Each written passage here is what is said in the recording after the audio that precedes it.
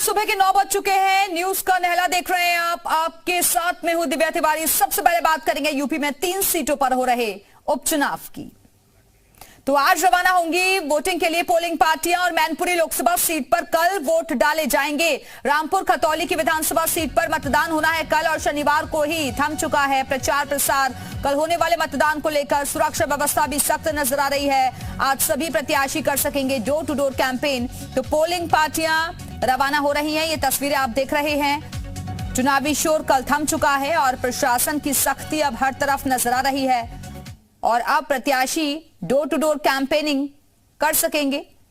कल मतदान होना है खतौली, रामपुर और मैनपुरी सीट पर। ये तीनों ही सीटें काफी अहम हैं। दोनों ही पार्टी ये 17 साल से प्रोविजन स्टोर चला रहे थे और हर दिन 8 से 9 हजार का बिजनेस करते थे। अचानक से ये दोगुना हो गया। जानना चाहते हो कैसे? तो फ्रीडम ऐप को अभी डाउनलोड करें। पार्टियों के लिए क्योंकि नाक का सवाल बना हुआ है और सीधे सीधे ये मुकाबला समाजवादी पार्टी और बीजेपी के बीच नजर आ रहा है। और चलिए इस वक्त रुक करेंगे अपने दो सहयोगियों का। अतुल इस वक्त मैनपुरी से हमारे साथ जुड़े हुए हैं और लखनऊ से विशाल अगवंशी हमारे साथ जुड़ गए हैं।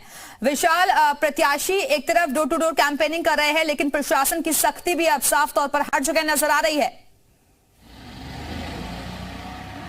देखिए, बिल्कुल निश्चित तौर पर चूंकि तीनों सीटों पर जो है कल चुनाव होने हैं, ऐसे में इन चुनाव को लेकर प्रशासन पूरी तरह से अलर्ट है और खास तौर से तमाम जो संवेदनशील बूथ हैं वहां पर विशेष निगरानी करने के लिए कहा गया है। इसके साथ साथ आज चूंकि पोलिंग पार्टियां जो हैं वो तमाम जगहों से रवाना हो चुकी हैं, तो ऐसे में तमाम जगहों पर जो सुरक्षा के काफ़ी इंतजाम किए गए हैं। और मैनपुरी की लोकसभा की सीट है और रामपुर और खतौली, ये दो विधानसभा की सीटें हैं जहाँ पर कल मतदान जो है वो शुरू होगा। सुबह मतदान 7 बजे से शुरू होगा और 8 तारीख को नतीजे आएंगे। लेकिन इन मतदान को लेकर जो तैयारियां हैं वो चुनाव आयोग की तरफ से कर दी गई हैं। कहीं पे कोई गड़बड़ी ना हो, इसके लिए जिला निर्वाचन अधिकारी ने बाकायदा जो एहतियात है वो बरता हुआ है और तमाम जगहों पर पुलिस फोर्स के साथ साथ जो अर्धसैनिक बल है उनकी भी तैनाती की गई है। ठीक है विशाल, बने रहेगा। वापस आते हैं आपके पास, अतुल के पास चलते हैं। अतुल, मैनपुरी वो सीट है जिसकी शिकायत चुनाव आयोग तक की गई समाजवादी पार्टी की तरफ से कि चुनाव में धांधली हो सकती है और निष्पक्ष चुनाव के लिए और शांतिपूर्वक चुनाव के लिए यहां पर और भी ज्यादा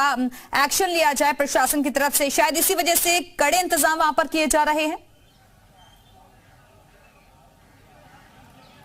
बिल्कुल, देखिए दिब्बा, मैनपुरी जो सीट है वो हाई प्रोफाइल सीट हो गई है। यहाँ लगातार मुलायम सिंह यादव सांसद रहे, उनके निधन के बाद यहाँ उपचुनाव हुआ और उन्होंने अपनी पुत्रवधू डिंपल यादव को चुनाव मैदान में उतारा। तो वहीं भारतीय जनता पार्टी ने रघुराज सिंह शाक्य को मैदान में उतारा। कल शनिवार शाम 6 बजे प्रचार बंद हो चुका। अब केवल जो प्रत्याशी हैं वो वोट मांग सकते हैं, कैंपेन कर सकते हैं, वो इस तरीके का कार्यक्रम रह गया। हम मौजूद है मैनपुरी की मंडी समिति में, यहाँ की तस्वीरें दिखाएंगे। पोलिंग पार्टी लगातार जो है वो रवाना हो रही है और बड़े सुरक्षा के इंतजामात जो मैनपुरी में वो देखने को मिलेंगे। लगातार मंडी समिति मैनपुरी है, यहाँ से ये पोलिंग पार्टियां रवाना होंगी, क्षेत्रों में जाएंगी। 16,000 से अधिक तादाद में जो है वो पुलिस बल तैनात किए जाने की व्यवस्थाएं प्रशासन द्वारा की गई है। वहीं दूसरी ओर जो बीएसएफ है और पैरामिलिट्री फोर्स है, उन लोगों को भी लगाया गया है। तो कड़े सुरक्षा इंतजाम किए गए क्योंकि समाजवादी पार्टी तमाम लगातार ये आरोप लगाती रही कि प्रशासन के स्तर से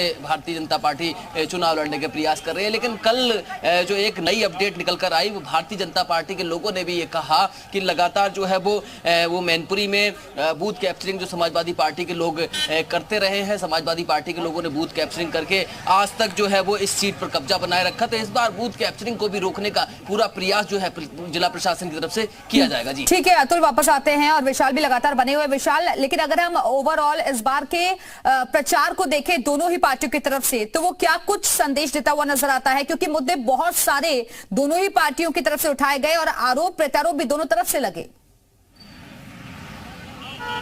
देखिए, बिल्कुल चाहे आप चुनावी प्रचार में पेंडुलम के बयान को देख लीजिए तो वो बहुत चर्चा रहा। इसके साथ राष्ट्रवाद वर्सेस परिवारवाद चर्चा में रहा। दंगों को लेकर जो है बयान जो है वो जारी हुआ। इसके साथ आजम खान ने जो तमाम तरह के जो बयान है वो जारी किए। तो बयानों की जो है भरमार जो है वो इस बार के चुनावी प्रचार में दिखाई पड़ी हो।